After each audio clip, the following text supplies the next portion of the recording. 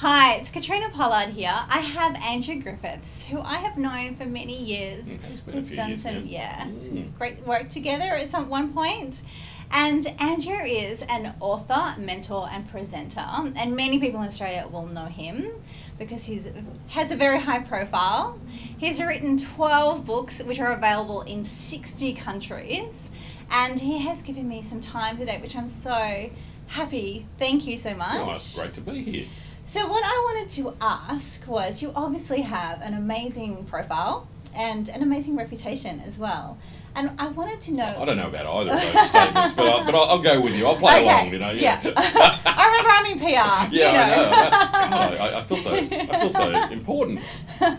So I wanted to know, what are the 3 things that you've done to actually get yourself to this point? And I know we're all on a journey, but to this point, what are the 3 things that really have worked for you in terms of building your profile? I think writing a book, as you know, that was a game changer for me. I think having the confidence to be able to put what I had discovered and figured out and learnt about and all that stuff into a book, that was huge. That really differentiated me from my competitors and gave me something. So many things happened after I became an author. I became a speaker as a result of that, and media then tracked me down, and that was the first one. I think that was the first and most pivotal change probably in my life in many respects. The second thing that I think was important in so many ways was when I kind of claimed a title. And for me, it was a title of being Australia's #1 small business and entrepreneurial author. And I couldn't justify that with book sales, the number of books and all that stuff. It wasn't just a random claim. But initially it felt a bit uncomfortable. It felt such a big, bold thing to kind of grab.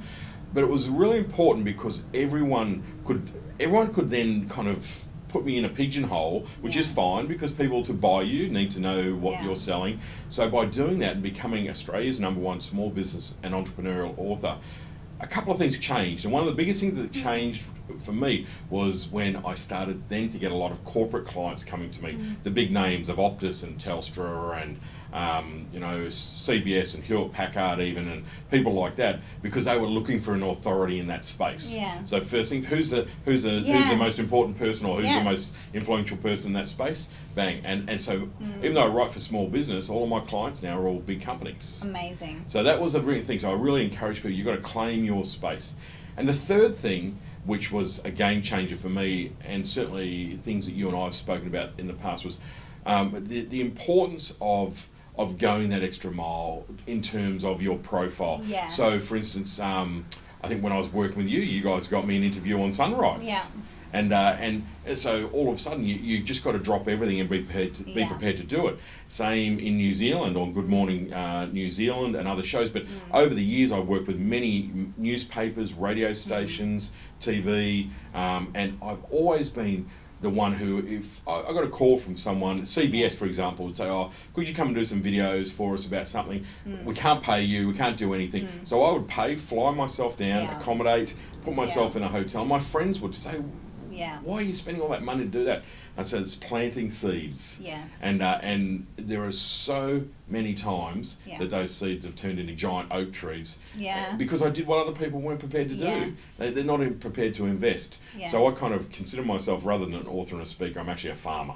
And I'm planting all these seeds, and I have been for years. That's beautiful. And they keep coming back. I got a job with Inc. The only Australian columnist for Inc. out of America was a result of doing that kind of stuff. Amazing. And so many other opportunities, but I think that for me is also playing a part of a longer game. So write a book, claim a space, and sow seeds. Beautiful. And I also think too, with that, what you've done, it's a perfect example of taking action, which is what I talk about right throughout Unknown to Expert. You can't just expect for somebody to just knock on your door and go, "By the way, you're the expert now." You've got to actually get off the couch, get away from your computer, or do whatever you need to do, whatever it takes to make it happen, to take action. Absolutely. I think though too, often we struggle internally because we go, "Well, who am I?"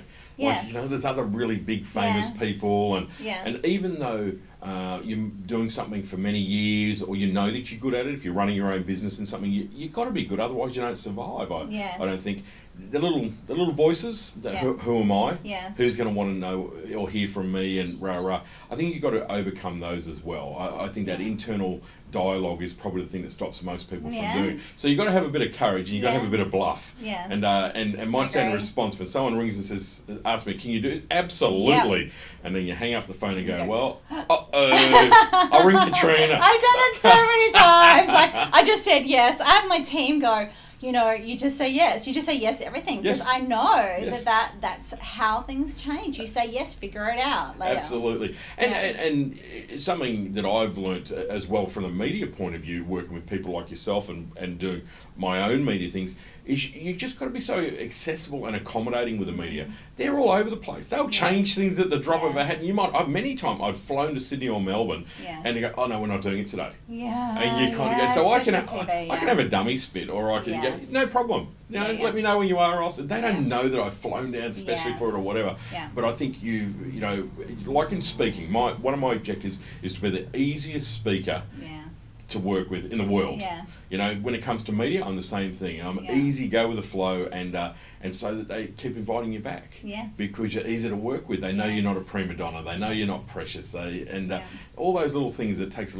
sometimes a little bit of experience or a bit of grey hair, I think, to figure out. So yeah. Wonderful. Thank you so much for your time. I really appreciate it. My pleasure. Absolute pleasure.